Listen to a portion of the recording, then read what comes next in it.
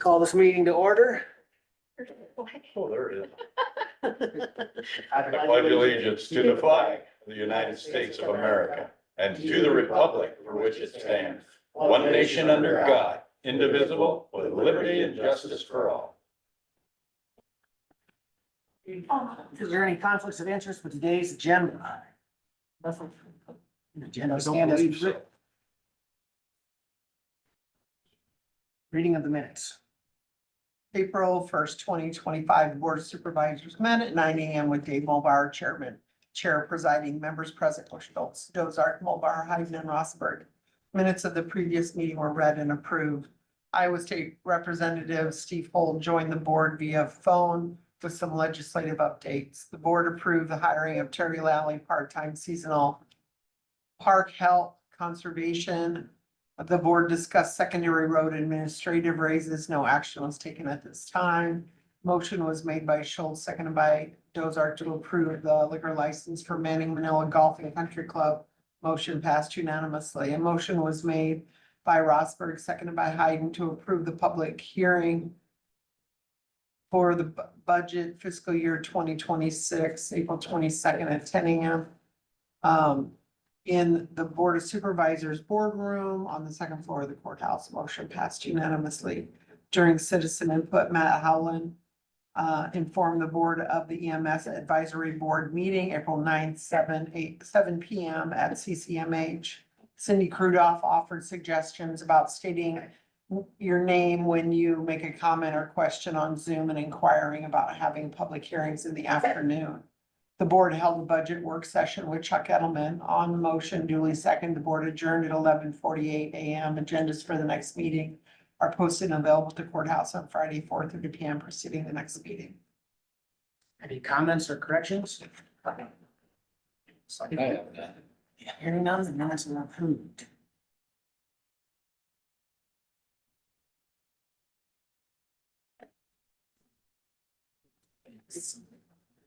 Supervisor reports. I don't have much, just all night. I gotta fill in for you at the hospital. You know, and I got some papers on the ticket to give you to look through for some statistics for the ambulance stuff. I meant to bring them up. Okay. I'll get them before we, Yeah. Thank you. otherwise you know where I live, where I know where you live. I'm gonna be flying out pretty quick today, Okay. so I'll get them to you, hopefully. Yep, and then I think, I know Gene and I talked yesterday about, I don't know if you got one, I did, all right, perfect, I did, I had him down there worked out. fabulously. All right, we just want to come in and do some finishing touches on, Yeah, the, I had HHS meet yesterday so they could look at the space. You were correct, it was not the person measuring out. But it was two of the gals that are supervisors Yep. that wanted to make sure the space would work for their needs. Good. And never discussed how many keys they would need and things like that. So once they get back to their people, then we'll just figure out how much space they're gonna get. And then they needed to know about utilities, how we were gonna do that. So then Juan met us down there. He doesn't think he can get the exact same color, that dark brown, but he's gonna get the caramel color like we have upstairs. And then he's also gonna finish, there's some spots up there that need to kind of be tweaked a little bit where they took out some of the cabinets, so he's gonna take care of that. oh, So upstairs, yeah, just yeah. get it, just kind of get it, really the little touches finished. There's a few of the ceiling tiles that are out of place. He's gonna take care of that. And then while I was up there, Corey came up and there's some wires hanging some places that are probably JP, but he's gonna go ahead and take care of it so that they can start moving into the cabinets. They have wiped down all of the cupboards and the storeroom is looking very organized. Dave Pam do that? Yeah, they did it the first time and then it got dusty again after so much with the new lighting that went in. So then the girls went up and made it to their satisfaction and tidied it up a little bit. Really making some progress though. I'll just take a minute since we're on I'm done that. anyway, yeah. Those cots are still that Zach was supposed to do something with. They're still in that storage space and that's the only thing really left down. We're at- in the old city center? The Nepple building. down in On the Nepple Nepple building.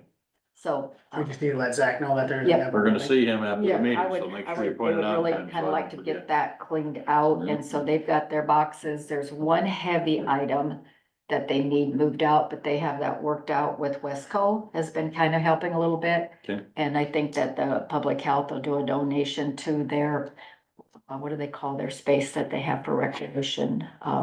It's not the Wave anymore, or is it still? hold the wave. Okay, a donation to that for their helping, so getting that moving along really nicely. The girls have gone in and kind of touched up the paint and things to make it look more, yeah, they've been really, we're really getting close. And so once we have the space set up for HHS, and because we need to keep that space down there until we're ready for them. So they're still using that space until May 1st, because we paid it through May 1st. But if we have our space set up and we get ready for them to use that, we just need to let them know that they need to start meeting people a different place. So that's moving along. So, yeah, Perfect. yeah, it was really good. Great. Well, You had a busy week. it was a busy week. Combination of here, my work and it was a very busy week. My dad, when I saw him on Friday, he said, where have you been? I haven't seen you all week. I said, I know, it's just been a crazy week. But, we did have our first Doge meeting, Wednesday in Des Moines. And that went well, where there's, I think 15, 16 members. We broke down into 3 separate subcommittees. One is IT, one is workforce, and one is return on taxpayer investment. And that is the one that myself and the other county elected official is serving on, is that one. Our head is, I think he's owns his own engineering firm, employs about 150 engineers, I think, in the Fort Dodge area. But, and he was on vacation, but so I would assume, we kind of decided that we're gonna meet, our subcommittee is gonna meet once a week, probably 3 hours a week, on Teams. And their final report is due September 28th. And so there's a company called Accenture that is kind of, I don't want to say coordinating, but making sure that we stay on schedule and making sure that we have our meetings scheduled. And if any information that we request, we can request to them, and then they go to the State Department, whatever, and retrieves that information and gets it to us. Since they're gonna compile the report, I would assume it's gonna take them 30 days to write it and get it in presentation form. So really that gives us about, I suppose, April, May, June, July, August, roughly 5 months to do our work, and then we're done. So since we haven't met as a subcommittee, I don't know exactly, I would assume I'll get we'll start maybe, I think next week, because I saw that there was an email, schedule a meeting for all the heads of the subcommittees and the head of the whole Doge committee, and that's Emily. Ty, you know her, Emily. Suka. Is it Suka? It starts with an S, but I don't know. Where's she? What's she do? She's the head of the Doge committee. What's her business? She is, Soka is who she works for. Suka, Suka is who she works for. and she's on the transportation task force. Okay, I think that's, do you remember her last name? sure you go. Okay. No, not right off the top of my head. I have a question. Yep. When you talk about the employment, are they gonna go in and look to see how many people are still working from home and things like that for the, what is that committee gonna do, do you think? The workforce? The workforce. I mean, I think that's something that they're gonna look at. I think they're gonna look at, right, how the workforce is structured, how communication gets done between Emily Schmidt. yeah, Works for Suka. yeah, works for Suka. So I mean, all that is on the board. The great thing that I thought the governor said was that there is nothing that's not on the table. You ask the question, why do we do it that way? And if somebody can't answer you why we do it that way, that's where we go. That's what we follow. Because that's why we've always done it. Exactly, that's not acceptable. That's not the right thing. It's not acceptable. And so like I said, it'll be interesting to see where everybody goes. I think it'll be interesting. Gee, maybe they didn't listen to The you. governor also mentioned that she didn't think this had been done in state government in over 40 years. Believe it. So they have done it in the past. Yes, is what, I don't know, they didn't call it Doge, of course, but I mean, she said that, for instance, she said she had, what, probably 8 months ago or something, she said the chief of staff came in and told me, you are not gonna believe this, governor, but did you know that the state of Iowa owns a cow herd? In our supervisor meeting that we met with her, they said that. Okay, and the governor said, no, I didn't know that we owned a cow herd. And so she said, needless to say, we were paying people, it was a losing money proposition. And so they sold it. But how they acquired it and why they had it, she had no Kind of idea. like a county farm thing once upon a time. Once upon a time, yeah. Should have kept it. Should have kept it. It's worth a lot of money now. Been a better Do sale. you think they right? had a cow herd to I don't know, fill the somebody, needs of different counties that needed extra food security or? yeah, that's a great question. I don't know. I mean, I did say we had to give a little bit of information about ourselves. And I just said, you know, I own a cow herd also, and so I guess I can apply for statehood today, you know? Be my own state.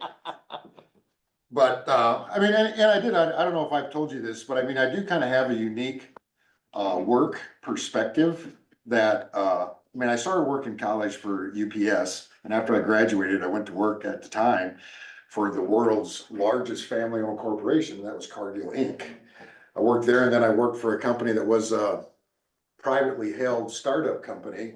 And while I was there, we became public and went on the NASDAQ stock exchange. And after that, I worked for the world's largest ag bank in Rabobank. And currently I work for the 328th largest company in the United States in Thriving Financial and own my own cow herd.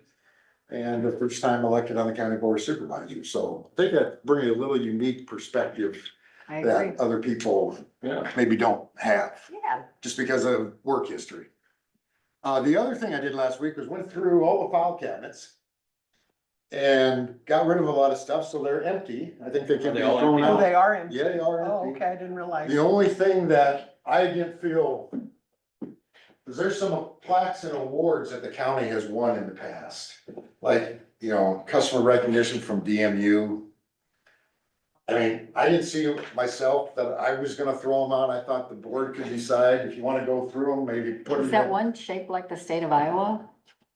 Certainly. Blue? Looks like it. But what, that looks you. You know, like a Region 12 Partnership Award from 2001. West Central Iowa Sheltered Workshop. Oh, thank you for okay. Carrying 1966 to 86. You know, it's not called that anymore, Huh, but here's a picture. Iowa Emergency Management Department and the representatives, you know, all stuff that.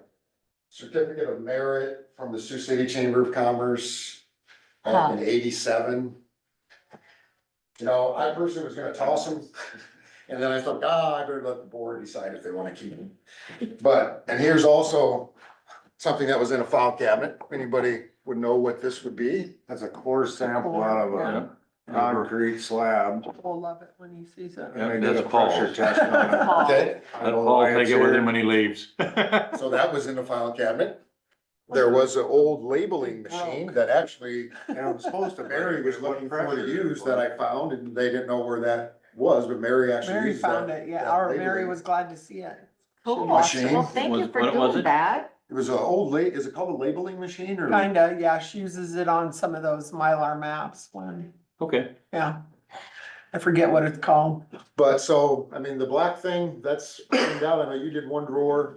Well, I did that middle cabinet, and I Okay. started cleaning some of this out, and then it started to get into some things that same thing with you with all the plaques, maybe some other eyes. But I mean, it was, one thing we did find is that the county, and Amy kept these, but the county filed a report on an annual basis, a small little booklet from 1930 to 1975, I believe, and they must have handed those out, or they were where the public could get them and they could see what the county did, all the budget stuff is listed in there, and what each department does, and who the people are that were heading up the departments and the board of supervisors did, but I didn't know this, but from 1933 to 1957, I think that we were, Board of Supervisors was 3 people.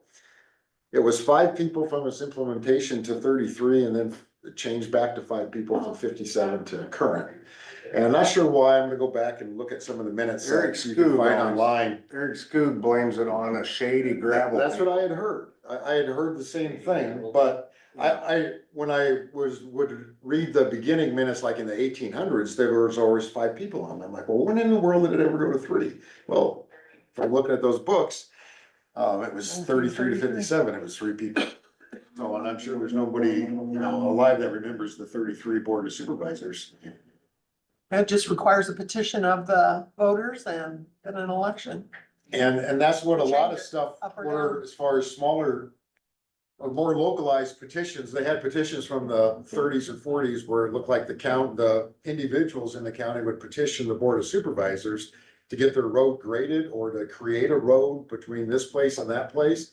And I suppose I'm just imagining that the Board of Supervisors, they didn't maybe plan it out, how they were gonna do the road structures. They just said, hey, have the people petition us, and then we'll either approve or deny the ones that we feel are the most important. And so a lot of those old petitions were in there signed by the landowners along the way. And We should have gave all them to Paul too. those got recycled. But I mean, all those people are gone. The roads are here. I don't see the point in keeping that There's stuff. probably a record of them already anyways. Exactly. And they kept a lot of copies of resolutions, and all the resolutions are in the minutes. So I didn't see any point in keeping all those old resolutions. Once upon a time, they didn't have the computers and A lot of even they old, probably thought they needed to keep it. old bills. I mean, where they actually had a file that was entitled Old Bills. They had, old bills in there. That Hopefully they were paid. I'm assuming they were paid, and then they stuck them in this file of Right. old bills, because we paid them. Just in case it comes back and says, hey, you didn't pay these or whatever, but when it gets to be 70 years ago, I think we probably throw it away. So there was a lot. Back then, they weren't that old. Exactly. They were old enough to label them old though. Right. So just a lot, nobody had gone through that stuff.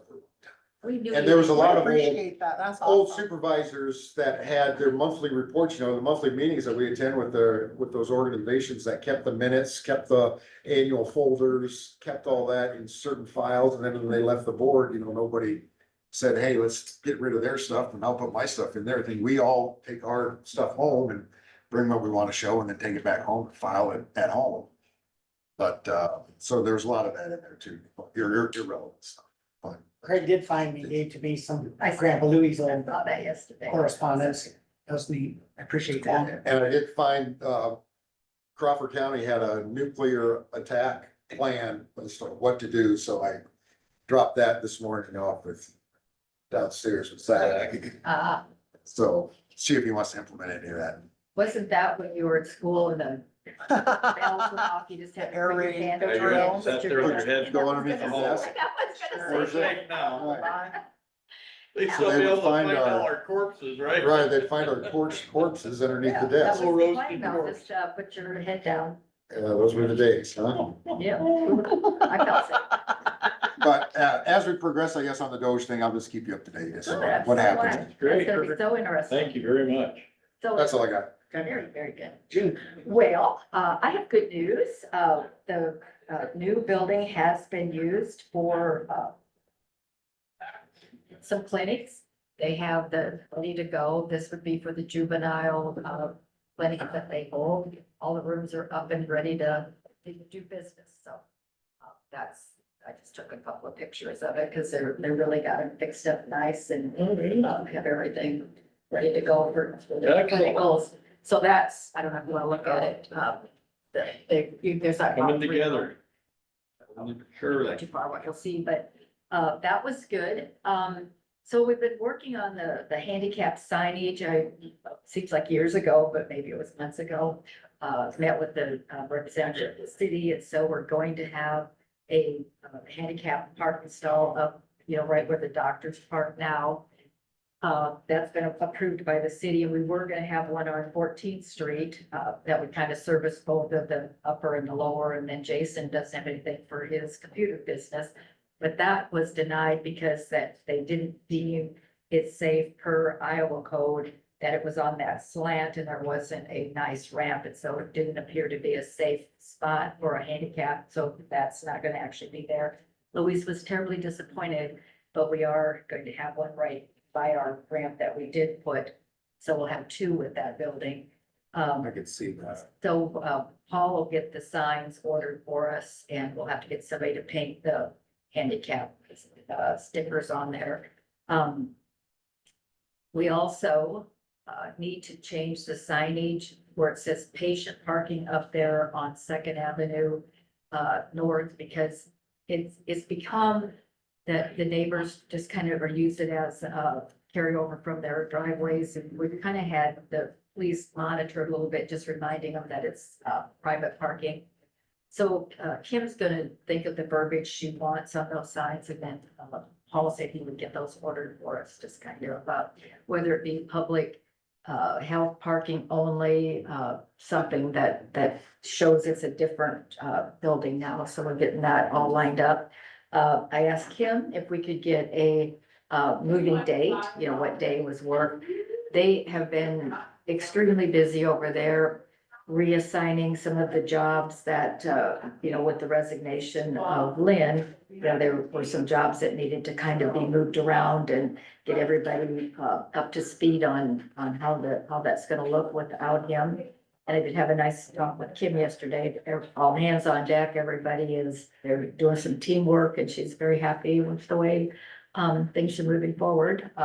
Actually ran into Ashley when I was in the courthouse the other day, and she said, it's working out real good. They're implementing, you know, just the one system rather than kind of keeping both systems working, and it's been a change, but they feel good about it, and they're anxious to get moved over here. That's gonna be another change, so we just have to set that date and make sure, you know, the internet is working. Corey was over there again yesterday, making sure everything's ready and up where they need to be, and just get things moved over, get it started. Change is always hard, especially when you're trying to keep things, your day-to-day things working and get a move going, but it's gonna happen here real soon. So weather's gonna cooperate with us now finally, so all good news. But if you go over there, the storeroom is, looks very organized, and they've got everything over there, so I think everybody's happy. Stopped in to see Louise, she is very happy with Working good there for her. perfect, she just loves it.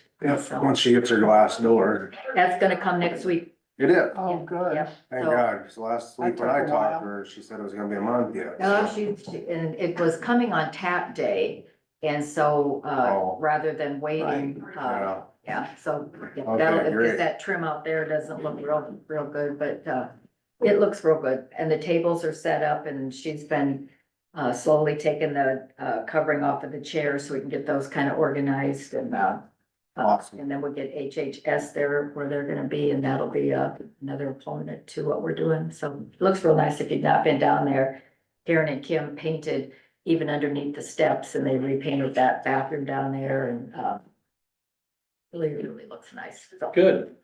Finally, even some that good old, news. that break room even turned out, like painted the paneling, Yeah. it's just Yeah, made yeah, it. yeah, And that I even was, got a light switch that's actually close Yep. to a door now, Yep. instead of across the back room and. yeah, and they're Nice. going to have that door locked on the opposite side. Only other thing I need to get is that chain that we talked about with the city early on that says no public access Oh. to going At downstairs. the top of the Yeah, stairs, so we yeah. need to get that, so just some little details worked out, so, yeah, Moving forward.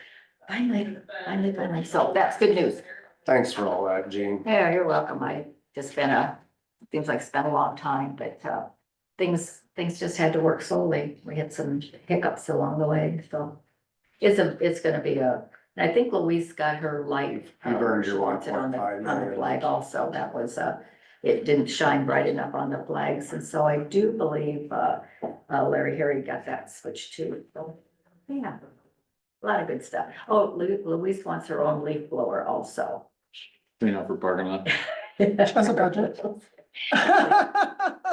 I think maybe I. Sorry, can- Louise. Get her, get her, you know, DeWalt battery powered one. Whatever happened to a? I thought she had one. one. Him and Dave might have one. She'll don't know. probably bring I'll one have from home. figure it out. Just trying to keep everything. Where's Figure it the out. file for this? Is this an issue we need to even talk about? It came certified letter, so it would appear It was that, in our We needed, I know. packet. you all needed to see it. yeah, but do we need to take any action? I on don't it? know. Do you? That sounded to me like we didn't. They're having a have no- meeting. Just a notification? Yeah, I think that's it. All right. Oh, you Consider, already I guess looked if at you feel like you don't wanna do anything, then you consider don't do anything. ourselves. Oh, I we don't need it. Like that. Whoop, got her. Date for the hearing. Slip, sliding what is the date away. for the hearing? Well, hopefully they're wanting that done because somebody's interested in more of that drum. That's my hope. I'll go to the meeting. When is it, Colin? Sorry, I didn't write that down. March, oh, no, Nope, can't we're be. past that, I thought there was an April April something, 15th, the next meeting, week from today. yeah. Tuesday, April 15th, 4 P.M. To discuss the resolution. All right. That'd be at City Hall. I assume. Yep. I Should be. don't specify in the next word, city council, discuss the resolution, I don't see it saying anywhere other than that, I'll so. actually put it in my calendar. I'll give you, know how to use my calendar. It's tax day. I can't go. Is that everything, Gene? Yes, yes. Time. Well, I didn't have a whole lot of official county business. I mean, I drove around, and looked at some roads that I got called about and stuff like that. I do think on that, they've been out targeting some of those spots with our white rock and that just helps out big time. Yeah, without a doubt. So, I mean, all I had is I went to that commissioning of the USS Iowa and I was really impressed with, first of all, the area out there, Connecticut, that part of Connecticut was very friendly bunch. I mean, hell, they could have been called Iowa nice out there. I mean, it was good to, I mean, it was around a military base. You flew out, Yeah, we flew out on Thursday and Friday and the whole Saturday. delegation of the Iowa pork producers? flew No, out, no, it or- was just, there was only 5 of us. And I was actually the only one from the pork tent. One was, Aaron Jurgens. Sorry. Didn't get that turned off. The one was Aaron Jurgens from over Carol Jurgens, you know, and, he's the president of Iowa Pork now. And then Doug Groover and his wife were there and he's a board member of, and then Joyce Hoppus is one of our staffers. She's the promotions guru and one of the nicest ladies in the state of Iowa. But, we were hustling from the time we got there How'd until they we, get the grill out there? we didn't take it, we actually used Mo Kesa. He's a national competitor for, you guys Barbecue. probably know, I do know. and he's really good and super guy. Okay. From But the he's an old Navy guy, and he was on the USS Missouri battleship. And then also, I can't remember the name of it was like a frigate or something like that, I think, or a trawler of some type. But his big smoker is painted gray and it's got the numbers of the two ships he was on, and then pictures of their silhouette are on there and stuff like they're painted. So anyway, we use that to smoke and things turned out really well. We got there. Our biggest fear was realized on Friday when we opened the meat and it was all still frozen. And it was 40 to 50 degrees out there, Oh, no. no sun, nothing. So we went into overdrive to try to correct that dilemma, and we got it pretty much done. We had a few, you could feel a little crunch and some of them we'd sort through as we were cooking. What'd you do to get them And- thawed out quickly? What's that? What'd you do to get them thawed out quickly? Just kind of make sure we broke them all apart and got them laid out and stuff like that, a few little tricks like that, but, anyway, and that was work, needless to say, without breaking the bone off, because it was the pork chop on a stick, so you gotta be careful, you got that rib bone hanging off there, they call that the French cut, Mhm. and, so you gotta be real careful with that, or you'll rip that thing right off when they're frozen like that, so it was, we thought Friday'd be an easy day, we worked in the morning, and, we helped, well, actually, because of that, we didn't get to help them as much, you know, there was the corn dog people there, and then, Brooks and the crew from JR's was there, and And, he's the Bacon Fest guy, you know what I'm talking, you know who I'm talking about. Anyway, then there were some other crews there, that represented the cookies and stuff like that, the different things. Food fair favorites, Iowa food favorites. And, Anything on a stick. anything on a stick, walk and chomp at the same time. But, so I mean, there was a great team of people there and Brooke brought it. I mean, them guys were workaholics. They really go. And, so we were able to get everything done. And, I think it was a great success. We had one of the commission people, a lot of the people on the commissioning committee are from Iowa. So they were always coming up and talking to us and got a lot of great reports about the pork chop on a stick and how good it was. One lady was from Mississippi and she's on, how it was described to me, she's on every one of the commissioning things. She's one of the ticket people and does all the security, or I don't know, security stuff, but she helps set them up, okay? And she said she's never missed a commissioning, and this was one of the best ever, and the food was the best ever. So, Iowa, how's that? But anyway, that crew was extremely proud of the fact that it's the USS Iowa, and the fact that there were so many of us Iowans out there. I actually got a Iowa, it says USS Iowa, and then the 797, the US, the ship number or the boat number. But then it's also got an Iowa State Cyclones. It's got the little Iowa State logo on there. And they also had Hawkeye ones as well. And I just kind of took my Iowa State one, so, because there was a lot more Hawkeye people there than Iowa State, but I wore mine loud and proud, buddy. But anyway, they had, when we got a tour of the boat at 1 o'clock on Friday, so we took a quick break and they took us down into the boat. And the first thing that stuck out to me is when you'd go by a different compartment, that was like the captain's mess or different things like that. They'd have an Iowa State license plate that'd say captain's mess or whatever engine compartment or not, environmental compartment or stuff like that. I can't remember all the names that were on them, but it was really cool. And we got to go like up on the bridge. There's no periscope thing, because it's all electronic now. And the interesting thing about that, I already pointed out to a couple of you, but they had, I looked over on that table where the screen was for there's what the heck do you call it? Not Wii, but the other one, Xbox controller on there. And that's what it was, an Xbox controller. They went to that because it's a lot more cost effective. Plus, all the kids know how to run them coming into the Navy now, so. They're all pretty efficient with them, but they had, there was all kinds of screens and stuff in there, and that's the only way you see out to the rest of the world when you're underwater, and the more they described this boat, the more I was really appreciating what these kids and their officers do under there for, because I asked them, how long can you stay under? We only got to come up for food. Otherwise, we could stay. They can stay, yeah, and I think, cause I remember my brother was on a nuclear sub and they have enough food for like 6 months. Yeah, and that's the only reason they have to come up, because they scrub their own air. They clean their own water. Sewage is just like the fishes. Disposed.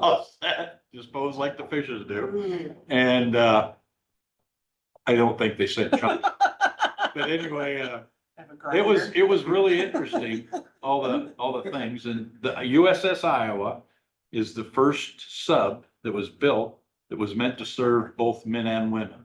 Didn't have to have any modification. It was built to do that, So I thought that was pretty neat. Did you get to go inside? It's cool. What's that? Inside the sub? Yeah, we actually got a tour. How tight was it? If I met a guy my size, we'd have to go find a way around each other. I mean, it was snug. It ain't, I mean, I'm exaggerating, but I Head mean, knockers. yeah, you gotta be careful. Now that you climb in and out on the ladder, just like you see, but then also they got them stairs, you see them like in the movies where they get on their hands and down the steps. Yeah, that'd be a crash at the bottom of that, cause it's steep. I mean, you could call it a ladder too, but you can walk down it, but you gotta be careful. They probably navigate all that a lot quicker because they're used to it and they're younger and their knees aren't screaming at them the whole time. They're going up. Ty, I've always wondered, somebody gets deployed in a sub like that, they go under for how many weeks at a time, months? If somebody I'm claustrophobic. Yeah. If somebody starts to I never asked that question. How did, I wonder how they handle it. Somebody starts to. I suspect that the medical people might help them sedate them a little bit until they can adjust. I don't know. I never thought about asking, but I would guess the way everything is in the military, I mean, there's probably pretty intense testing to see if you can make the cut. Probably. And Submariner, that's gonna be a unique challenge, so it's gonna take a unique individual. So I'm sure that they've studied enough. I mean, we've had them since the Civil War, we've had submarines, but I mean, we've had submarines in active service in, since World War One, quite right. Co-ed A crew, long ways. co-ed crew. So it's a co-ed crew. Actually, the gal that gave our tour, she was a lieutenant, first lieutenant. I think that's what the Navy calls them. She was a silver bar on that. She is actually with her, they take 3-year tours. And they've been doing it. I thought they actually had a crew that did the build and a crew that did the sea trials, but it's just part of your duty. You get 3-year tours but anyway, hers is gonna be up, and I think she said a year, but don't quote me on that. But her next duty assignment, and I suspect it's gonna be for ROTC, is at Iowa State University. So I thought that was pretty cool. Anyway, she was a pretty sharp young lady. I mean, she knew that boat pretty good. Something like the jig my brother-in-law was on, he did 3 years and they came to Ames, do his ROTC. Yeah. Yeah, she was actually, I think she was gonna be an instructor. Yeah. That's my guess anyway. I didn't really ask a lot of questions. She was explaining a lot of I stuff. mean, where, because his roommate at ROTC was from, Yeah, that's what. just say Scotts Bluff, Nebraska, and his last duty station was at Groton, Connecticut. He was the commander of the Nautilus. Nautilus? Yeah. Oh, really? Mhm. Well, that's cool.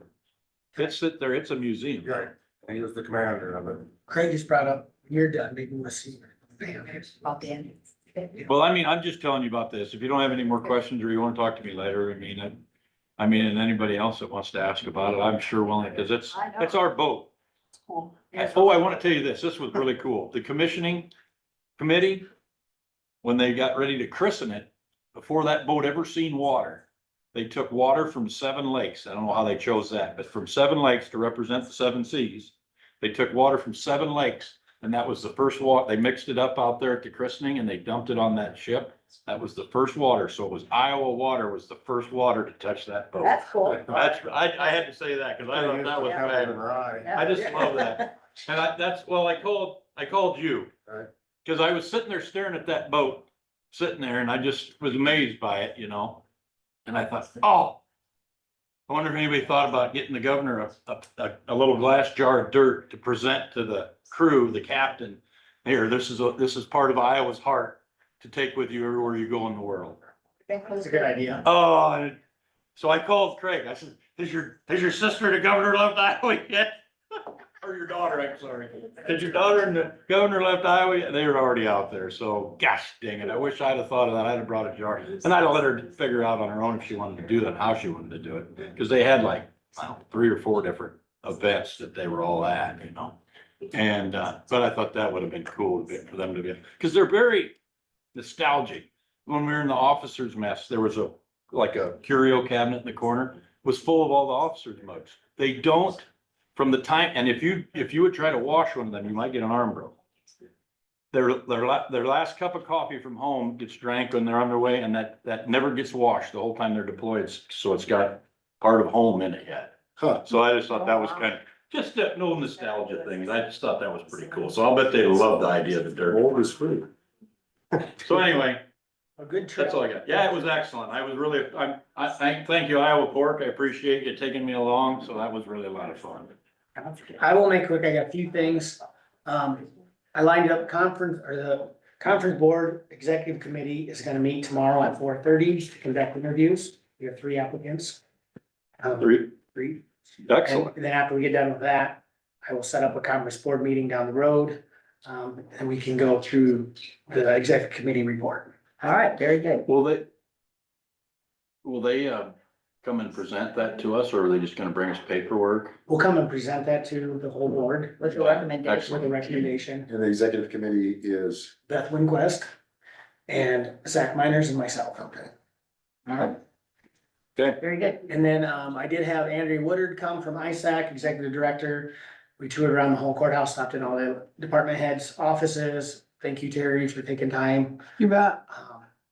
I think she thought that was very beneficial to just hear from the different offices.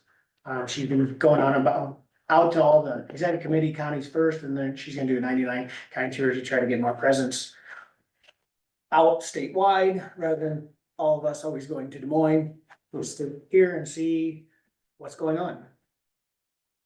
She got to talk to Craig a little bit when he was in here working on the file cabinets.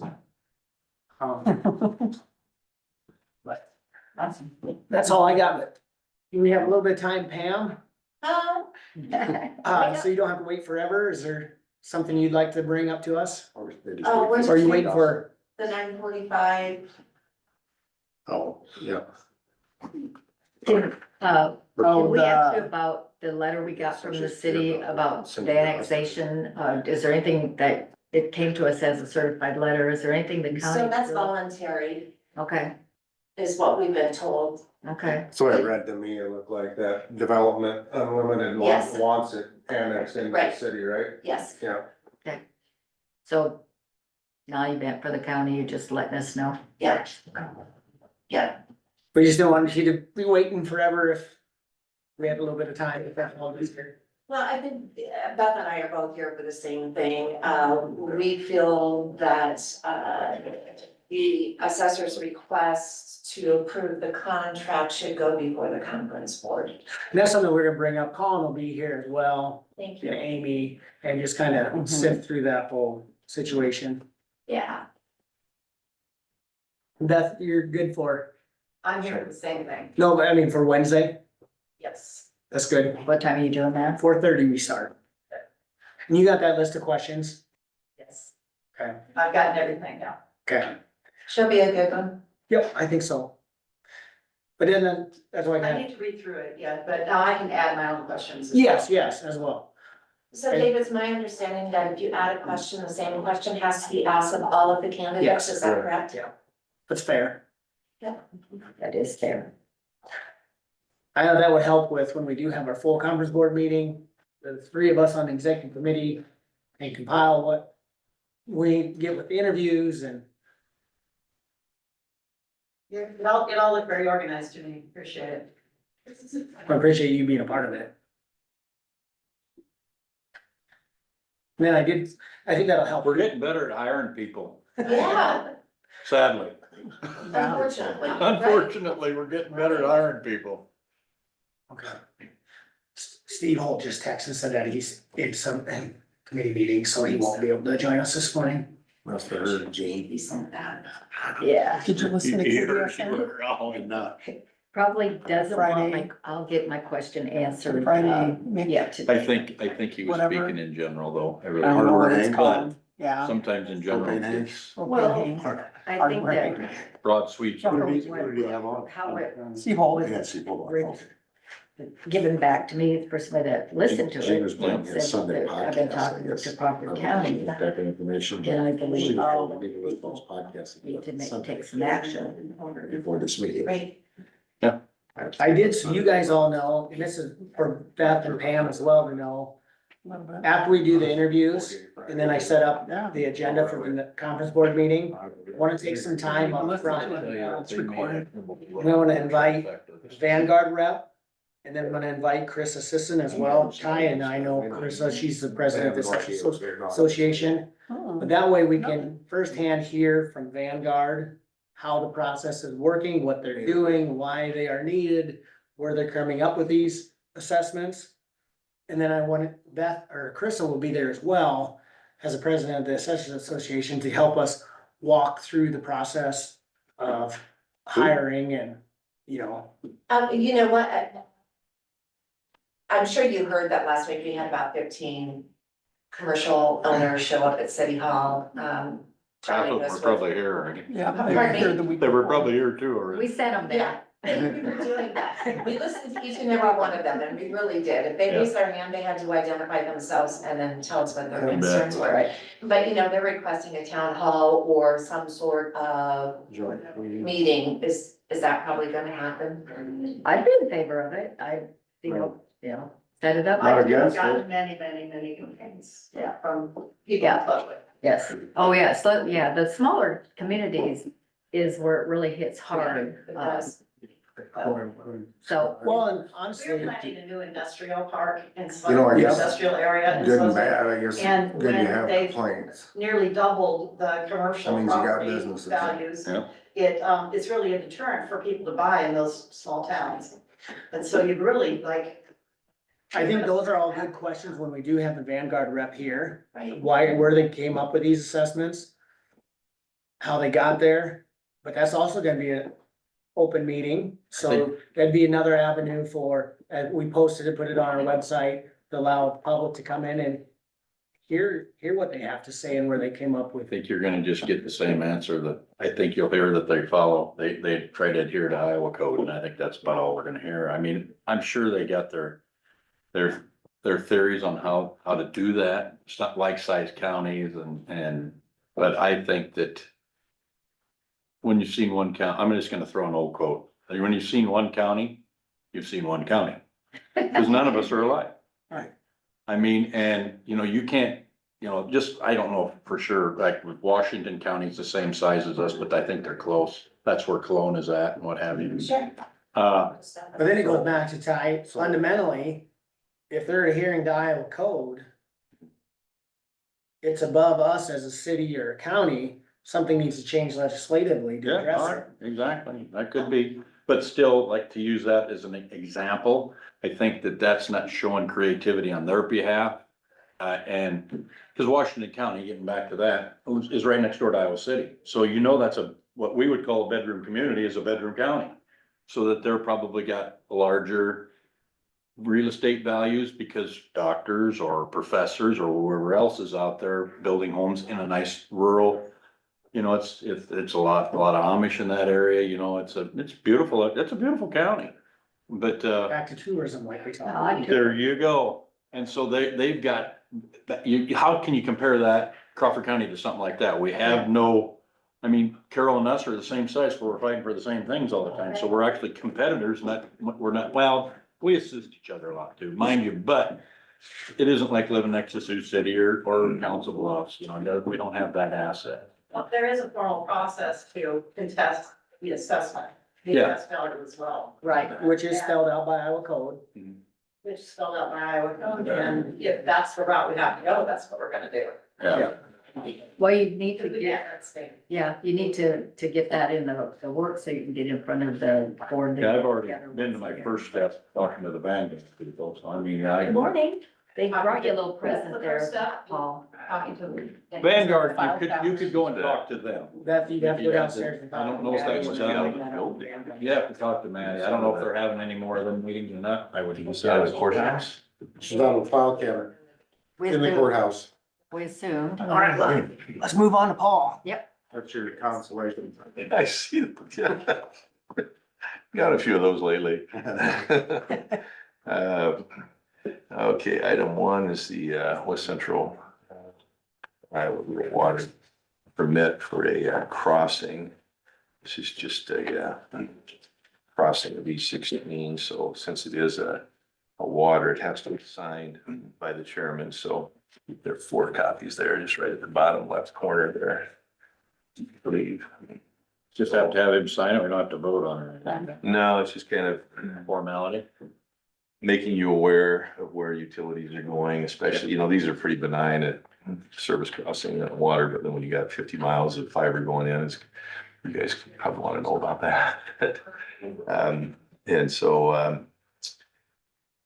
that's what goes on there. And if it's a fluid, the code says, whether it's a gas, carbon dioxide, any of those, they have to be approved by the board. They have to actually approve them. The rest of them, I just make you aware of it. Not sure what the distinction was there, or why that is, but that is what it is. The bridge replacement project, contract stuff here. We're having our pre-con on Thursday at 10 o'clock, and I think they're gonna probably want to get started here in a couple weeks. So the seal coat, subgrade stabilization, I've got the contract and bond to approve here on item 4, so we'll know more about that once everything's kind of clear, the DOT approvals, and we'll know more about the schedule and working with the city on a little bit of that. I see the mayor over here. So there's just a little short section of that that's in city limits and Jess is aware of it. Yep. And, Yep, we'll talk about it. it'll be nice to have a Yep. dust-free surface all the way from town to Yep. the park. So save us a lot of maintenance on that. The day labor, great crew is working up on J Avenue, still just a little, we need that 1 inch warm rain to kind of, The dirt just ain't right. it's just sticky, yeah. So, but we are started on that. The bridge over Vale, as soon as I get out of here, I'm gonna head over there. They're gonna be setting the center sections. So we've got a crane out, so it's kind of neat to see. If any of you want to Video it. head over there, I'll video it, send it to you. But they'll be setting those bridge sections here this morning for the center, and then probably in about 3 weeks, I would say. It'll probably be about Close. Yeah, within 2 weeks, they'll have the other two approaches probably Yeah. supposed to get done Yeah. in 1 week of finish work. So, we can close, good time the other one closes, this one will be open. Yeah. It doesn't help public out, but it completes our business in that area. And we get out of there. So that's all falling into place nicely. The roadside crew is, seed's supposed to be delivered this morning, so they should be firing up and we going to work seeding. So Everything's getting green, time to go to work. it is green, yeah, we'll get some nice warm weather this weekend. It'll help out as well. So item 4 is the motion to approve the contract of bonds, and it's all done electronically. I don't have anything for you to sign. So when you approve that, then I'm authorized to go back, I'll go down to the computer and I'll authorize, or I'll digitally sign the contract and approve it and acknowledge that the board approved it. I'll So, make the motion for the contract and bonds of the seal coat, and that's what you're talking about, right? Item 4. yeah, Item 4. I have a motion by Ty, seconded by Kyle. Any further discussion? Hearing none, all in favor, say aye. Chair votes aye. Gonna save you money a lot, because of that cost versus buying rock and gravel to put on that all the time. there's an upfront cost, but I think long-term on especially these high volume gravel roads. And the guys told me the other day that you have to do that one every week. So there's man hours and fuel and depreciation on equipment going out there every week. Plus the level of service traffic the public gets, So so that's gonna be a great. it'll be nice, yeah. Good upgrade. Item 5, we've been doing this annually now for the last couple of years. It's letter of understanding. I don't know if it's necessarily required or anything, but I think it's just good procedure to have a written letter of understanding regarding the 10-hour days. What's the starting date? It'll be May 9th, I think, or May 9th. We'll start on Friday, May 9th and run through Thursday, September 11th. Make a motion to approve the letter of understanding Motion by Dean, and our days. second by Craig. Any further discussion? I do think that's been working well. I Guys, think so too. guys seem to like it. Yeah. They get more done. One less time to deploy every, week. All in favor, say aye. Aye. Chair votes aye. Hard to believe September 11th will be here and gone. Yes. Yeah. So, just get that on copy of this. April 8th already. 25. Okay, then item 6 is the approval of DOT 20 fiscal year 2026 budget and program. And so the budget is identical to the budget that I submitted to you guys. Okay, it's just that it has to be broke down into different categories. And then, so we have to kind of break it apart, put it back together a little differently. The numbers are exactly the same. So that's the budget program. This lays out the projects. We've got the L51 is next year. I've been working on those plans. I want to get those submitted before I get out of here. So that should be on track for January 2026 letting. And that will take care of L51 from Charlotte down to 37. And then we've got the paving over on Hess Avenue is in fiscal year 2028, which could start July 1st, 2027. When that fiscal year starts. For what? Hess Avenue, 3 miles of 3 Hess mile. That's when, 27? 2028. 28. Fiscal year Good 2028. deal. So I mean, it could, the project could conceivably start 2 years from now, but it'll probably be more likely to be in the January, February of 2028. That'd be a good project to do. So Paul, moving forward, who's gonna be submitting that next year? That's something Oh, sorry, go ahead. Ben will need to be, yeah, and, you know, so I mean, I have got things pretty well laid out for the next few years. So historically, have you taken things like that, our project for, you just said 2028, so it stays in that range, and so I guess how far out does that go? Well, this goes out 5 years. 5 years. Okay, and I tell people, year one, which is fiscal year 2026, is pretty much cast in stone. Right. 2027 is pretty close to being, it's pretty good what you're gonna do. You get beyond there, things, you know, it's just too far to, you know, you have to have some sort of a plan. This fiscally constrained or fiscally doable. But things change. And so, you know, take for instance, the bridge over there, line to South 141. You know, I think it's in 2030 now. So, Yeah, I mean, that one's, you know, I don't know what people do. I think Winona County's probably got bigger, just drive around in their county, I think they got some other projects that probably rank a lot higher from what I see. Well, I would think we all do, both counties, but you know, so bridge wise, we've got the Vale Bridge, and then we've got the one that's still in 2026 is the bridge over Donna Reed. And then, you know, taking a breath there, and in 2028, we're gonna have the bridge on M55 just south of by Mark Sweary's. That's the next contract bridge.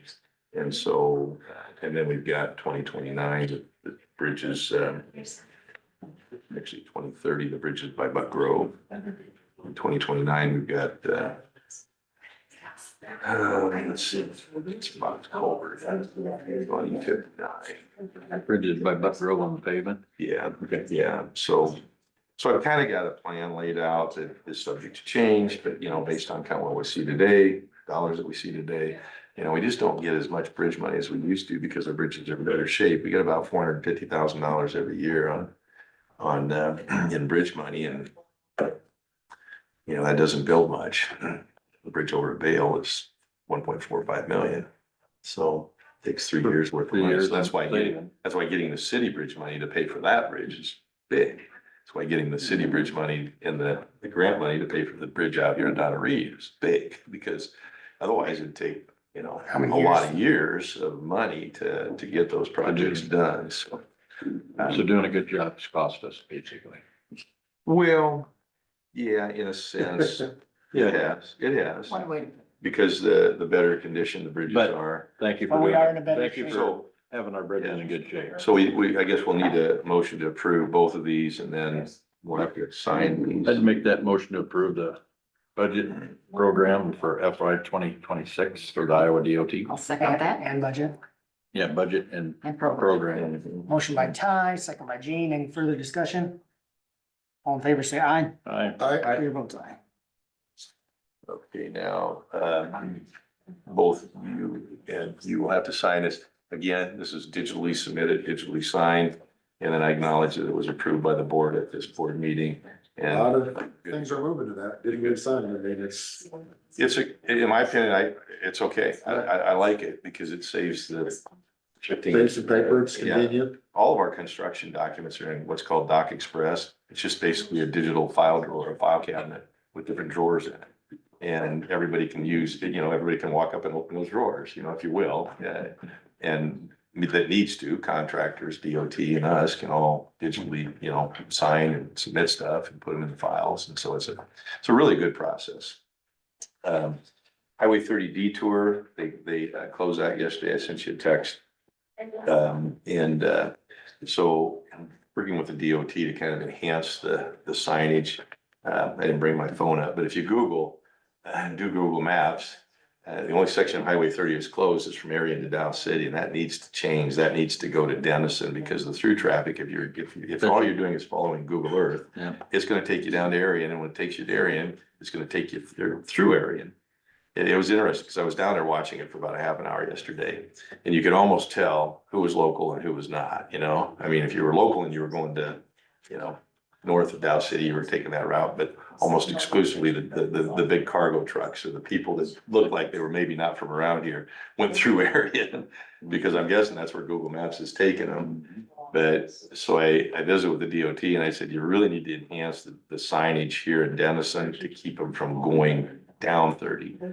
Because once they get there, they have no choice. They're gonna go on the gravel Guess they roads. could take 59 and get to Buck Grove or something, I mean, you know. Yeah, they should be taking 59 and they need to keep them off of that section of 30. So, but if that shows up as closed, I posted that on Denison for you Yeah. this morning. There yeah, was- thank you. There was There was some people chatter talking about about that this Yeah, morning. and Most of them you got- the you got- signage is very minimal and probably needs to be enhanced. So I reached out to them after I sat there and watched this whole thing yesterday. And then, you know, we have no control over what they put up for signs or what they do. How was the Other than just- response? Other than just direct. I think they're gonna come out and do some different things. I'm hoping that the person in charge will come down and I can meet with them and show them, you know, here's what I think would be a good idea here that would really help keep the traffic from going down Highway 30.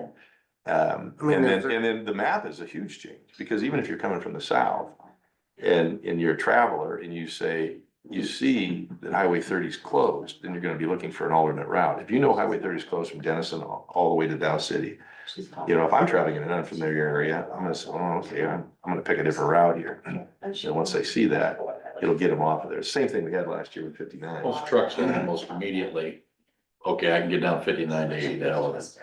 That's what. That's what'll happen. So they're saying that, Yeah. that there's no warning signs to drivers, is what they're saying. It's a bit, I would Even say at that Dow it City. needs improvement. Yeah. So- It needs improvement. So we After are that- working on getting some different signage, is that correct? Well, I've reached out to the DOT, you know, it's not my call, Gene. Okay. But I've reached out to them with some suggestions that I hope that they will implement, that I think will be beneficial to everybody. You know, and you know, when I took a video, I didn't bring it up, but I sat there and watched, you know, cargo semis turn right, go through Arion, go over those railroad tracks, which isn't the greatest crossing, and they're going real slow. It's like, this is not supposed to be happening. You know, they have no business, and you know, they're not. They're just gonna go around and continue down Highway 30. Mhm. I'm sorry. No, after the 3-day closure on 141, sitting there watching all the traffic come past my place. And very, again, limited on notification of road closure. I was beginning to wonder, if something was to happen, the DOT has to be able to accept some shift of liability, because they're shoving a lot of traffic onto a 22-foot wide road that was not designed for that level of traffic. I mean, Yeah, and when with their limited amount of signage, yeah, I mean, they're putting a lot of constraints on something that, I mean, yeah. Everybody. that's why blame I got them everybody two else. slow signs Oh, out. there'll be all this going on. Well, there's But- the understanding that it goes south on 210th But and then. that's why I put them slow signs out, because I didn't want to see something happen at my hill, because that's a Yeah. dangerous hill to begin Yeah. with, and. Yeah, And most of the people did slow down coming over my hill, but I did. I was like, holy cow. But I thought, that's just wrong, because they're just like, something, no. well, I don't know that, you know, you know, if something happens, here's my perspective, let's try to do everything we can to make sure something Right. doesn't happen. Or to give the traveling public every opportunity to do the right thing. The local traffic is always gonna go down there, they're gonna Sure. find their way around, they're gonna get there. But it's all that through traffic, and especially when you get into the spring and the summer months, and Well, that's especially what- the trucks crossing the river. So, But, I mean, you know, all them freight haulers and stuff that obviously could have went some other direction and would have if they would have been. Had a heads up about, adequately. The only truck that Arian used to see is Mark Garrett. you know, Now we throw a whole thing. Working on it, so. You think appropriate time to share the news with a test? I was hoping he would do that, but he's not here. Wanna wait for him? So, Nothing with the cat on. I'd like to, yeah, I'd like to, it's already kind of, but, yeah. Yeah, so, All is good. yeah, so. Thanks. Yeah. All right, guys. So, thank you. Yeah, thanks, guys. Sounds good. Thank you. I went out and looked at the bridge project yesterday, where they're out working on that. And you can work no matter whether it's a busy bridge or not. You guys are doing a They've been in that bridge crew thing's been an asset. That's a good, that was a good.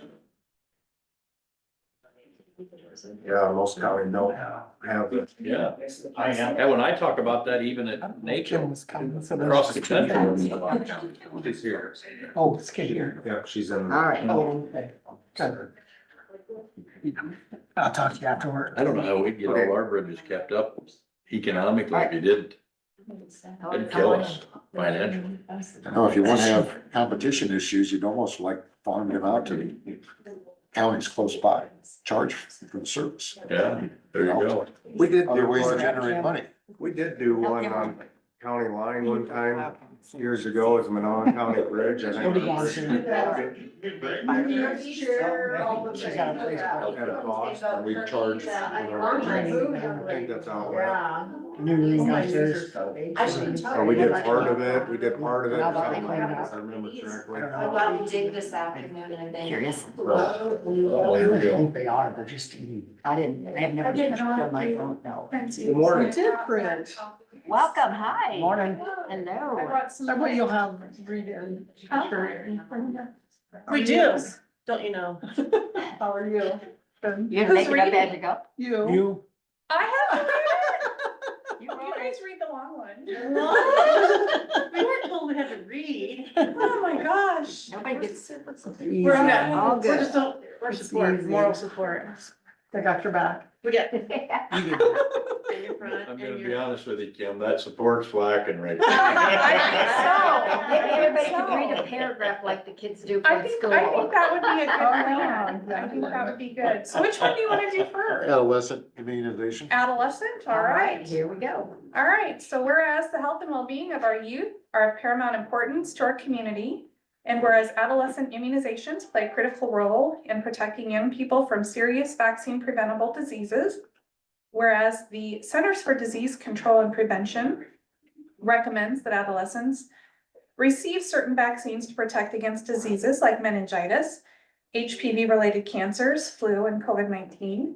And whereas the first week of April is recognized nationally as Adolescent Immunization Action Week, a time to focus on the importance of keeping adolescents up to date on their recommended vaccines. Now therefore be it resolved that the Crawford County Board of Supervisors hereby proclaims the week of April 7th through the 11th, 2025 as Adolescent Immunization Action Week, encouraging all residents to take action to ensure that adolescents and young adults are protected from vaccine preventable diseases. Be it further resolved that we urge healthcare providers, parents, and community members to take action to ensure that adolescents and young adults are up to date on their recommended vaccines. all right, thank you. You're now proclaimed. I think with the spread of measles and everything going on the way it is right now, this is even something we should scream from the mountaintops. I mean, vaccines that have proven themselves to be effective, but we aren't using now. I mean, I think, yeah, this is very. You are not incorrect. I would entertain a motion. So moved. Second? Yeah. Motion by Craig, a second by Gene. Any further discussion? All in favor, say aye. Ah, Chair votes aye. Motion carries. National Public Health Week. What's wrong? I didn't know I was reading it. I made sure to. You'll know for next year now. Yes. Whereas the week of April 7th, 2025 is National Public Health Week, and the theme is It Starts Here, highlighting the importance of making a difference in our home, community, and state. Whereas this is the 30th anniversary of celebrating National Public Health Week, and in the last 30 years, significant strides have been made in public health, including the following successes. Smoking rates, which were as high as 25.5% among US adults in 1994, have now fallen to 11.4% due to smoke-free policies, public awareness, and taxation of tobacco products. Childhood mortality, which was at a rate of 13.8 deaths per 1,000 live births in 1994, has now fallen to 5.4 deaths per 1,000 live births due to vaccines, better healthcare access, and nutrition. Mental health awareness and treatment, with 40% of people with mental health conditions being untreated in 1994, has progressed with increased awareness, parity laws, and integration into primary care, which have expanded access to mental health services and reduced treatment gaps. Lead poisoning, with 4.4% of US children having elevated blood lead levels in 1994, has now fallen to less than 0.5% due to policies banning leaded gasoline and reducing lead in paint, pipes, and water systems. Whereas racial and ethnic minority populations in the US continue to experience disparities in the burden of illness and death as compared to the entire population of the US, whereas a person's health status can differ by zip code due to differences in environment, community, access to healthy food, access to education, and access to healthcare. Whereas public health professionals help communities prevent, prepare for, withstand, and recover from the impact of a full range of health threats, from infectious disease outbreaks to natural disaster preparedness. Whereas efforts to adequately support public health and the prevention of disease and injury can continue to transform a health system focused on treating illness into a health system focused on preventing disease and injury and promoting wellness. Now therefore, we, the Crawford County Board of Supervisors, by virtue of the authority vested in us by Crawford County, Iowa, do proclaim the week of April 7th, 2025 as National Public Health Week, and call upon the people of Crawford County to observe this week by helping our families, friends, neighbors, co-workers, and leaders to better understand the value of public health and supporting great opportunities that enable us to make our communities and world more equitable, safe, healthy, and just places. Very good. Entertain a motion? Make a motion. Motion by Jean, second by Ty. Any further discussion? Hearing none, all in favor, say aye. Aye. Chair votes aye.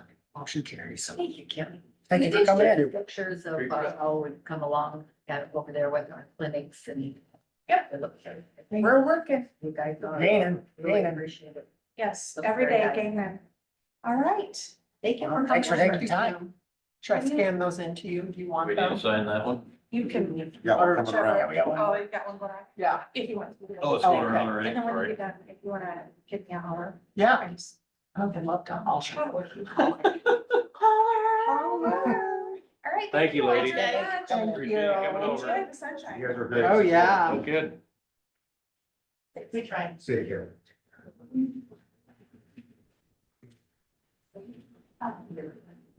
Yes. Oops, sorry, did I get you? Nope, you missed me. Only the next time. Yeah, try harder next time. Every Tuesday. Good, Terry? I'm great. Yeah. I just wanna let you catch up. I know, no, I'm on to the next one. Okay, Trying to appointment get ahead of you. of Civil Service Commission. So I did talk to Dustin on the way here this morning and he is all on board to take up that role. So, Excellent. Need a I motion? move that we approve the appointment of Dustin Durbin as Civil Service Commission. Second. Second. Motion by Craig, second by Jean. Any further discussion? All in favor, say aye. Aye. Chair votes aye. Yeah, he'll do a good job. We have an appointing. Sarah? Sarah? Church is coming over. Right, just. I'm close by. Move on.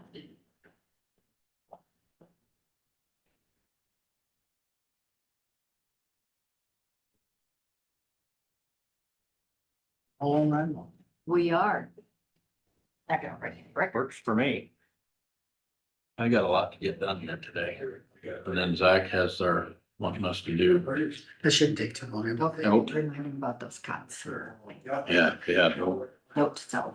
note to sell. I thought he had gotten those myself. I feel like you talked about them, but Well, as of yesterday, Yeah. said that was all that was still down there. Well, he's got kind of a bit busy first few You months. know where he's taking them? Yeah, I think he's just got the distribution points. I think so even Got it done. county sheds are taking. Oh, okay, that's what I, yeah. Good, maybe today. Did he want them by Friday? Last Friday? This Friday? Oh, okay, it'll be there by this Friday.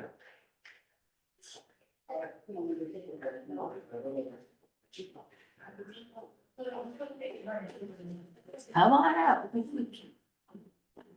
How are you guys? Good, sir. How are you? Shine everyone's game. I know, it's still cold though. Yeah. It's Just hot off the press. hot up there.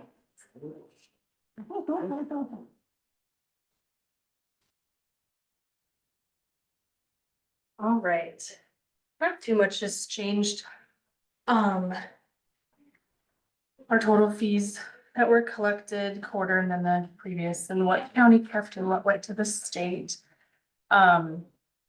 January was pretty busy, then dipped down in February.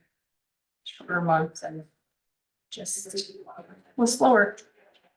Starting to pick back up a little bit. We're seeing, more houses pending, which is awesome on the market and hopefully that will help the recordings. Passports, I'm saying with that, they were really, really busy in January and we offered a late night for passports. We did it one time until it was probably 5:30.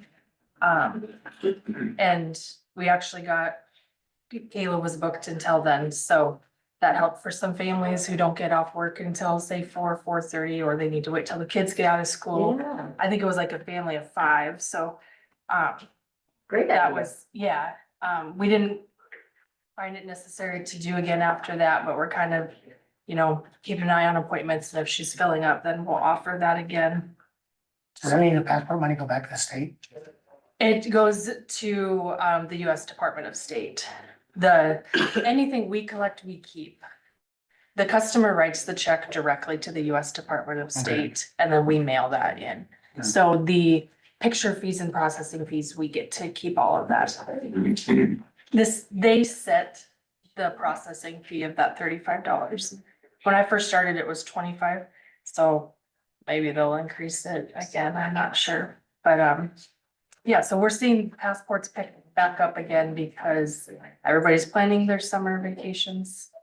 So, yeah, they're all coming in to get everything renewed. Vital records, we're a little bit busier with vital records, probably contributing to the deadline of the real ID. Everybody needs to get that star on there, so they need their birth certificate, probably, yeah. Okay. So they kind of go from the driver's license department over to our office and then they go back. Is there what's the deadline on that now? May 6th? May Yes, 6th. yep. It's It's only been like I thought it already. a long time they kept extending it, I but can't I got mine forever. find it hard to believe that there's still people, but I suppose if they just moved into the state or something. or if their license was good for Really to long 7 to time, 10 yeah. years, they didn't need to renew it or, Nebraska's been doing it since 2013, that's why it just boggles me that yeah, there's still people without it. right. I should check mine. I was just- Yeah, you should. As you're sitting there saying it, you better check Make yours. sure it hasn't I've got expired. mine. Yeah, It's it's the hard renewed too. Hopefully I'll change it for a while. DNR, all hunting and fishing licenses expire January 10th. So, we've been having people trickle in to renew those. All boats expire April 30th, and those are all on a 3-year cycle. So, as everyone gets their boats out to take them out, they'll realize that they are expired and they'll begin to renew them. The state doesn't assess the late fee until July 1 though. That is really a big difference on what we keep and what we send to the state. DNR, yes, That's crazy. I know. You should complain to KR. He's a good one, I should. You have this on email. I can, yeah. Can you email us? Yes, Do you know, Send it Sarah, on to if Steve and. the county fees that they keep for DNR, is that the same that the private business keeps if they sell? Like Walmart. I imagine Hunting so license, because you it's think? called an agent fee. Okay. So I'm sure it's the same. I Yeah, can't believe they do it for that little bit Right, of money. I know. just to hope to sell shells or something else on Oh, the yeah. I side. suppose, yeah. Yeah, the gas stations and the Walmarts and yeah. And maybe that's why they don't increase it for us at least because so many different places do sell them. I guess I'm not sure what their reason is behind that. I don't agree with it. Well, a lot of customers come in and we have to fix any issues, which we're happy to do it. We tell them, Yeah, just oh. come here instead of Yeah, other yeah, places but and we can. just the difference of how much we get to keep for, because we don't need the extra foot traffic to sell shells for food. Right. You should start selling. Maybe we should. Spring turkey youth season starts this weekend, so hunting already, yeah. I know where they can find them. Still Yeah. for my My kid. front yard. Clayton's always hunting. And then we have the recordings down there and the transfer tax and everything, but yeah, I mean, nothing really too out of the ordinary, so. Very nice report. Yeah, thank you. Thank you. Have any other questions? No, man, I do. No, Thanks, thank you sir. for coming in. Yeah. Good job. Have a good day. Yeah, thanks, Sarah. Yeah, if you would sometime, just, email us, so that we can send it on to like Steve and send it on to Andrea. Sounds good. I'll do that. Thank you. Alrighty. Tax abatement. Tax abatement, Sherry. No. No, Maddie. It'd be Maddie. Maddie, she's on. There she is. Right here. She's coming. Another new house. Love it. Good. Colin won't Good be able to morning. be here unless you wait until about 11, because his court case got messed up in timing. Okay, So, thank you. yeah, all right. Thank you. I'd really like it. I know. Tax abatement, how much do they think their house will be valued at when completed? It's gonna cost them 350,000. It's a modular home. You wanna pass that around, that's one that they're doing. They're gonna tear down their own old house and they're going to bring this one in. All right. Have they started? No. Make a motion, we approve that tax abatement. Motion by Jean, second by Ty. Any further discussion or questions? Not by myself. Good to me. Yeah, Hearing none, all in favor, say aye. we love construction. Aye. I, Chair votes aye. Oh, all right, tax abatement is done. those are easy. Would you mind? You sign, do we gotta stamp that? Or- And No, just send sign? Okay.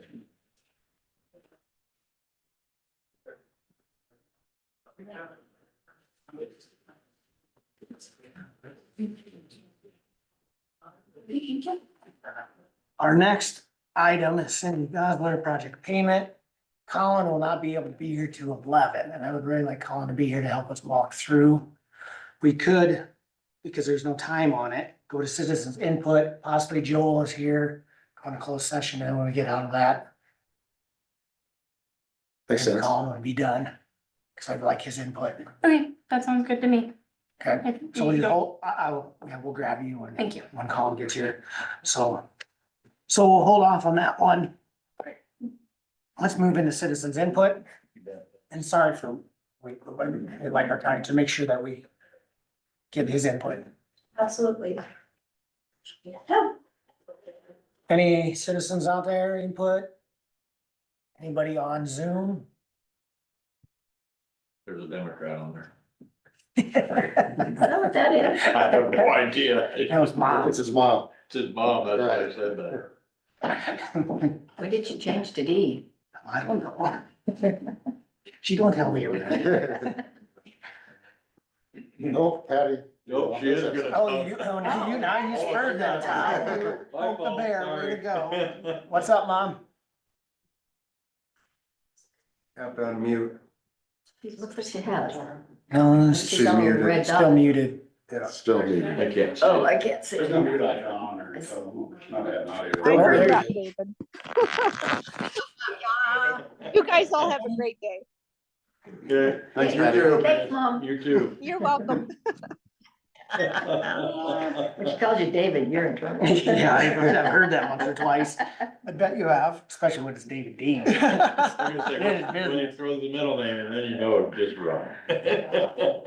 We could move on to ICIT report. It's closed session. You wanna take a 5-minute quick break, Terry, or are we good? I'm okay, I think. We got, that's closed section, right? Yeah. Do you need one? Paper recorder? Okay, then do it. We'll take 5 minutes, quick break, and then we'll roll into closed session. Sounds great. Take 5. Who's included in that? Department heads? That's what I wanted Right. to know, can I? be- Department heads can be in on that, right? Is that what's Yeah, I normal would- for you all? Joe, I Okay. would think that would be okay, because Oh, that's absolutely. part of the. Okay. Sorry, Madam Mayors. We aren't trained to. It's like detaining. We'll be back, we are, They'll talk about it. We won't talk about it. I'm afraid of both of you. we'll go sit on the step out there or something. All right. Would all be a copy. Who's Coming over? Oh, yes, I know that. That is, Well, they break it. Usually one of us brings in. So I got this back here. That was pretty good. I mean, Eric used to always bring some from the Bronx and then I brought some. Did you get to let Maddie know? I stopped, and now Tracy's using the restroom, which she should be coming. No trade for coming?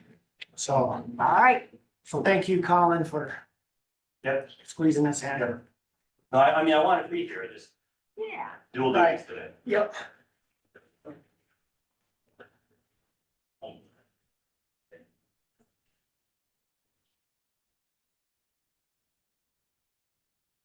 So while we're waiting for Maddie, can I just ask, are you sure you wanna get rid of that cabinet back there? Because it looks so nice.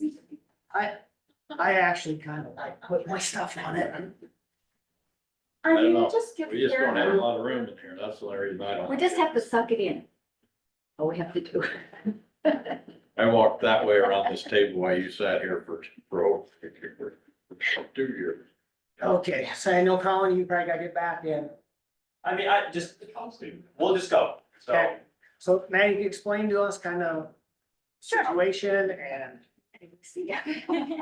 Okay, so our office had to have assessment rolls sent out for the rest of the properties that didn't get an initial roll with the revaluation with Vanguard. I was thinking the number, due to some information I received, would be around 3,000 rolls to fold, pack, print, and postage. It turned out to be around 8,000, and so the time that I had allotted was suddenly a lot more crunched than I had expected it to be. It was over 2 times what we were expecting as an office staff.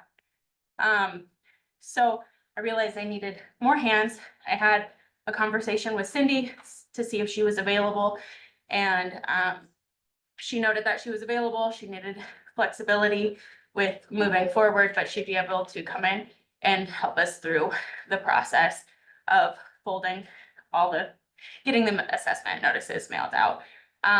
We had discussed wages, start date, all of those things prior to. She had a contract written up for me, and we got assigned the day she started.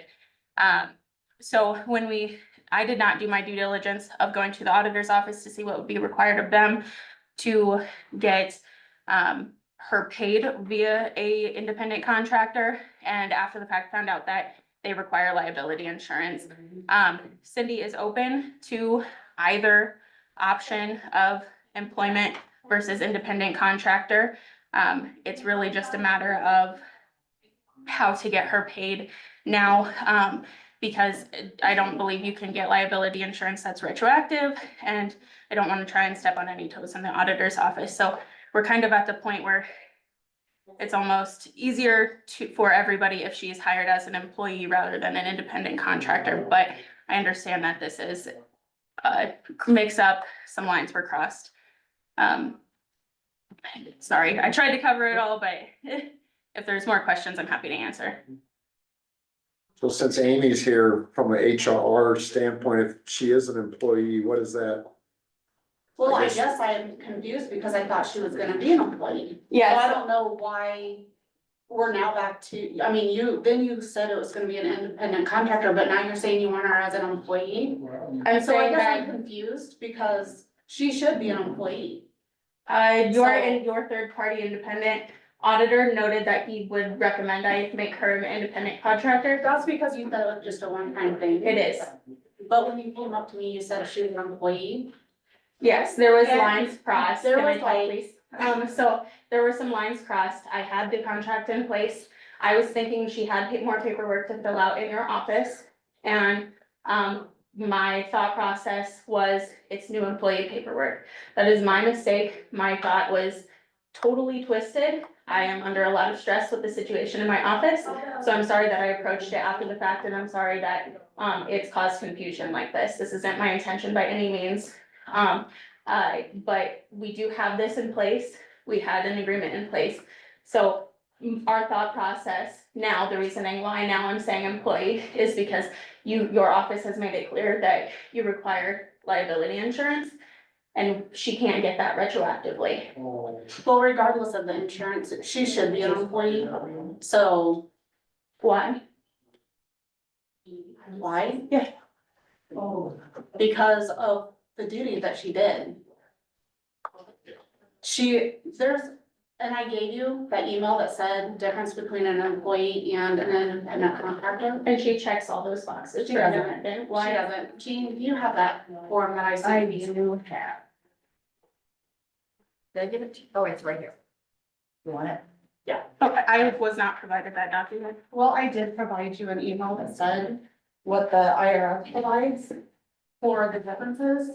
And, yeah. So an independent contractor, it says must be in business for themselves, can increase profit through business decisions, typically provides their own materials, tools, and equipment. Often works with multiple clients. That doesn't mean that they have to. Temporary relationship until the project is completed, decides how and when they will perform the work, and decides what work or projects they will take on. So that's not, you just pick one or two things that would apply to her. I would also like to go over the employees too. So you have to kind of look at the whole picture. So like maybe one of it as it's like a temporary employee, but she didn't use her own materials, and she certainly couldn't say when she was gonna work on the project, because you had a deadline and it had to be done like by right, like right now. So on the employee side, these are indicators of an employee, that they're working for someone else's business. They, can only earn more by working additional hours. They use the employer's materials, tools, and equipment. They're typically only working for one employer. They continue our indefinite relationship with the employer. Employer decides how and when the work will be performed, and employer assigns the work to be performed. So the thing is, it's not for the employee to decide to classify if they're gonna be a independent contractor or an employee. You have to look at the work being asked, and, if you misclassify an employee, like say they're an independent contractor when they should be an employee, you can be penalized with, not taking out employer taxes. You can be assessed like a $10,000 penalty from, Department of Labor.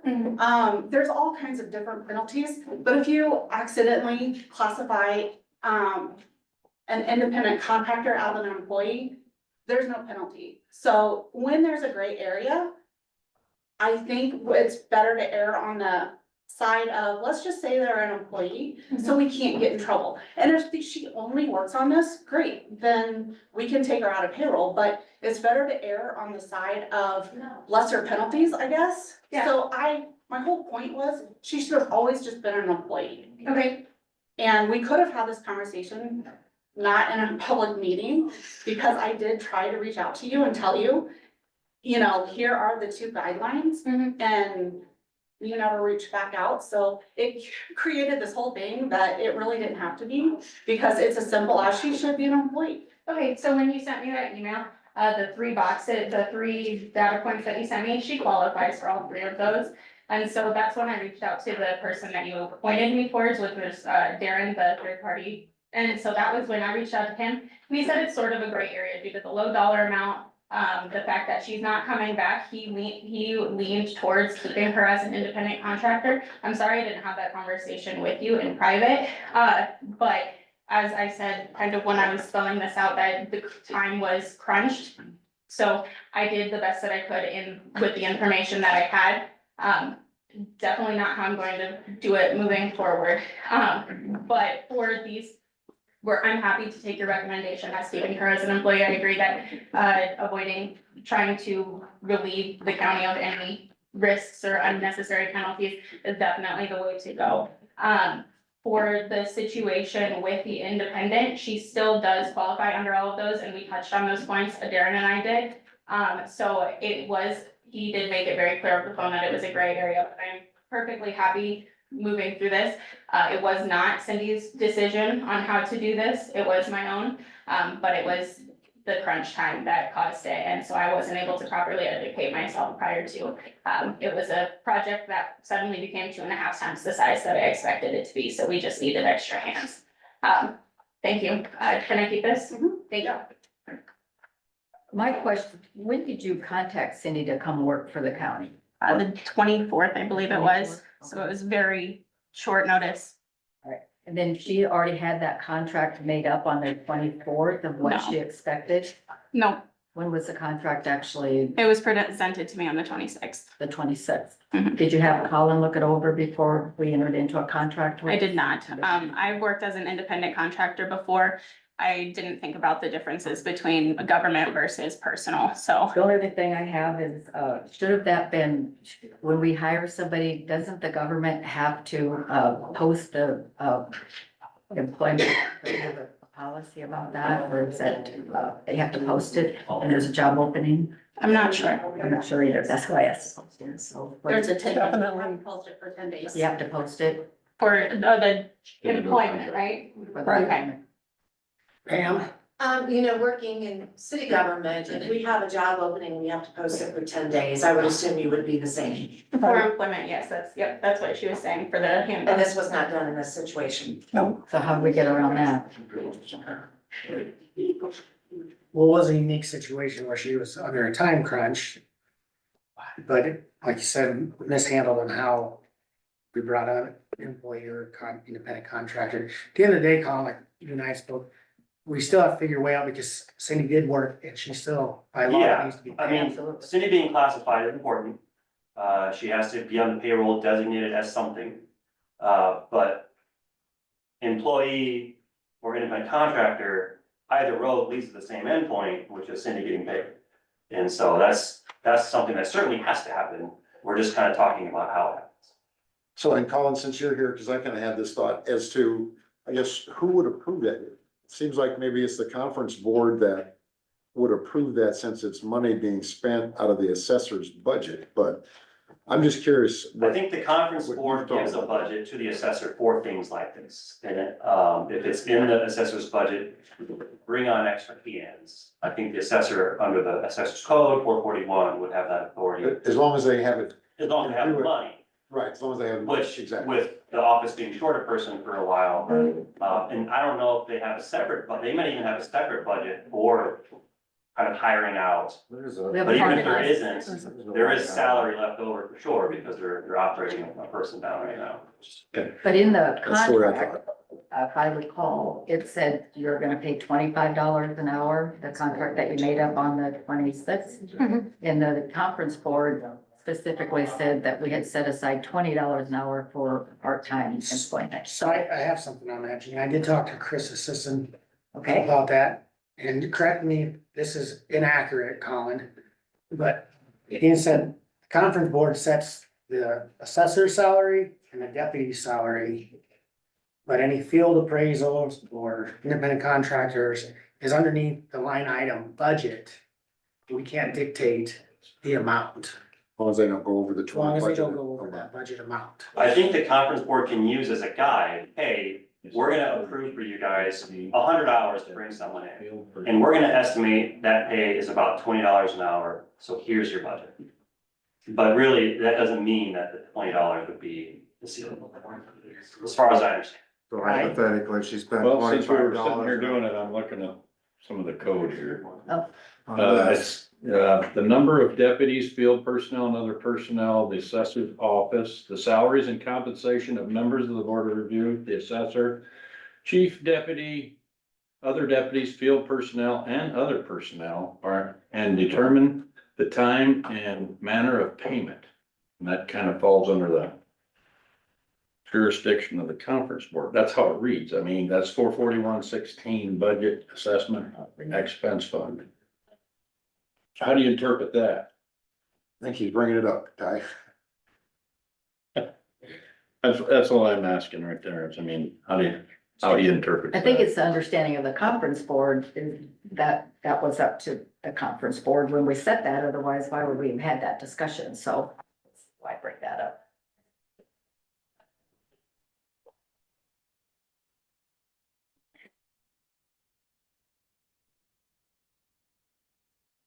So it would matter whether or not independent contractor would qualify as other person. We're back to being it's her wage though, because we've decided that it's gonna be the wage. I'm not trying to complicate it. I was just trying to get the No, code. I understand that completely. Code is complicated when it comes to these. No doubt. No doubt. So what, it's on here as a, take action. So I don't know what action this board should take. I was always confused on that. Is that any of our preview without the other two entities? So I've been thinking about that as well. My understanding is that if we're gonna move forward, if the county is gonna move forward with Cindy being considered an employee, it's the practice of the auditor's office to have the board acknowledge the new hire. It's not that, and that's something their auditor requires for their books. So it's this thing where the board votes, but it's not really, it's more of an acknowledgement than a veto opportunity. Like the board would not have the authority to say, so-and-so department, you cannot hire this person. But the auditor's office does want the board's kind of approval, blessing, acknowledgement of any new hire and any new fire. I think the board does this routinely with nurses from Board of Health. Yeah. I mean, people are coming and going all the time. And so it's usually done by paper, not even in person. And so if there's something properly before the board today, it would be that acknowledgement for Cindy being brought on as a new hire, considered a part-time employee, and then giving that check to the auditor's office if they want. I mean, I don't want to speak for you, Terry, but that's Right, my but understanding. we also require, classification. We also require wage, what that hourly wage is going to be. I can provide a Part of letter it, to your adherence to payroll code for too, that. within that. Beth, go ahead. We have to acknowledge that was everything done in adherence to code to me that this is really, as best we could anyway. a temporary. I can't see this person being a contracted labor or an employee. Is there such a thing as a temporary administrative assistant or any kind of temp, situations that can be applied to this? I think Amy told me yesterday, you can be part-time on a very slim basis. I mean, I think you can work one day. Yeah. We brought on a part-time. I'm just wondering if it would, if you would kind of get around a lot of the legal Welcome problems. to the government. A temp staff rather than a temporary assistant or temporary administrative help or rather than an actual employee. I mean, I think what you're talking about would be the employee status. I think it's described. I think it is the same because of the requirement of I-9s and other documentation that, government agencies beyond the county require of us as an employer. Yeah, and the IRS just looks at two different classifications, either employee or independent contractor. And sometimes it is very hard to say which one is which, and when it is that gray area, it's just better to side on the, if we classify her as an employee, we're not gonna get in trouble. We might pay some taxes that maybe we didn't need to, but if we classify her as an independent contractor when she should have been an employee, you can get a $10,000 penalty right off the bat. And that's just not worth it, especially when the employer taxes are literally gonna be less than like, $20. So, Yeah, because that's the other thing, the total bill is $600, right, so that's not, Right. right. budget cost.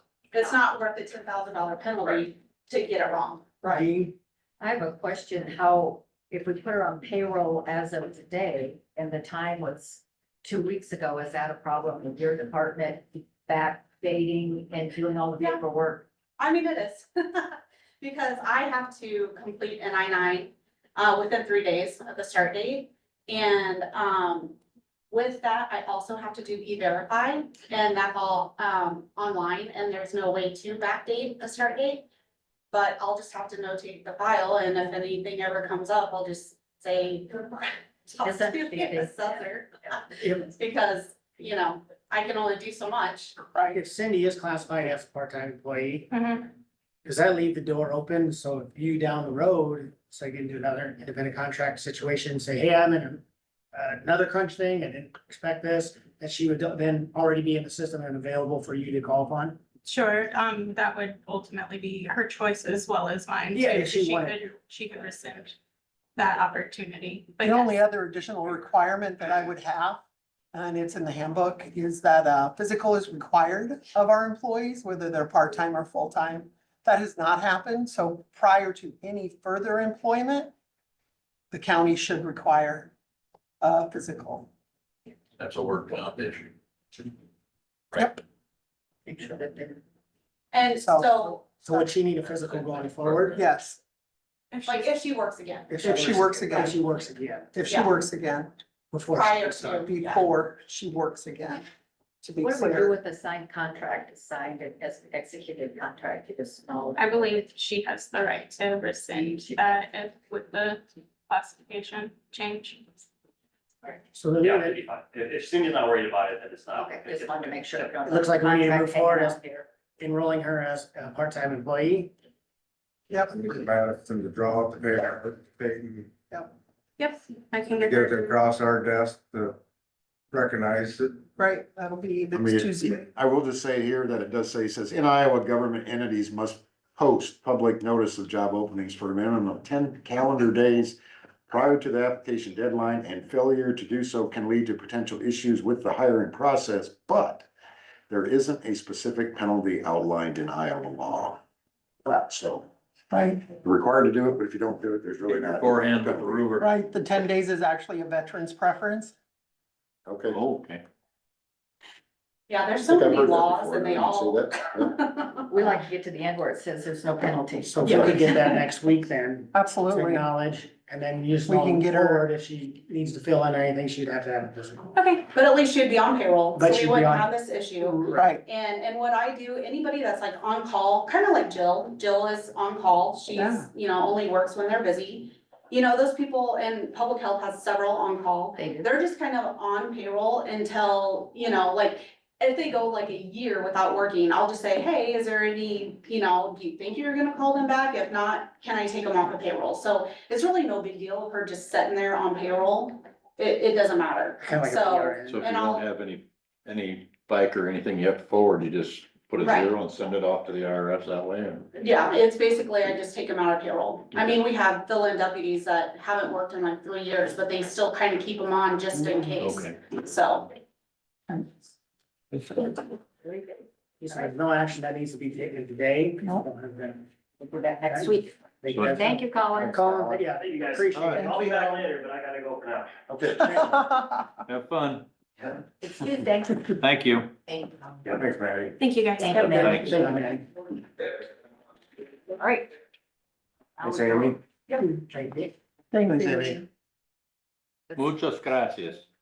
Now we can move on to Different language. There's my Spanish. the CIT report and closed session. Mucho gracias. And then we need- Anybody else have any? Yeah, you check it. Anybody on Zoom have anything to add?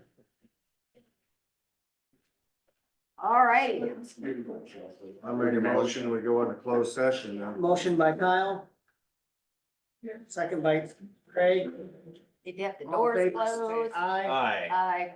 Chair votes aye. It is 10:52. I'll make Have Chelsea call, or can you do that? Really good.